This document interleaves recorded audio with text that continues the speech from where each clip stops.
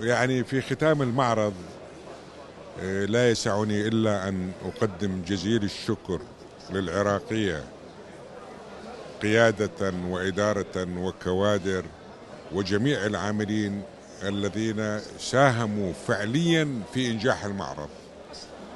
وأعتقد أن هذه المساهمة هي مساهمة للثقافة العراقية، هي يعني تعبير عن الوجه العراقي للعراقية.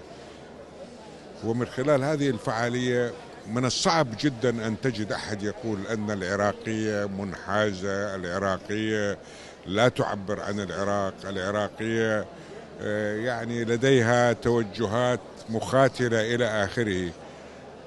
أنا أعتقد أنها يعني أنا لا أتحدث عن هذه الفعالية فقط، أنا أتحدث عن كل فعالية تخدم البلد، تخدم الثقافة، وتعبر عن هاجس الشارع وتعبر عن تطلعات الناس. ف يعني الوضع في البلد يحتاج إلى 1000 فعالية مثل هذه الفعالية، ويحتاج إلى يعني أفق واسع للتعامل وللتفاعل مع مثل هذه الفعاليات. بدون الثقافة، بدون رعاية الثقافة، بدون التفاعل مع العملية الإبداعية والثقافية، أنا لا أعتقد أن السياسة في العراق أو الطبقة السياسية في العراق قادرة على أن تستنهض البلد.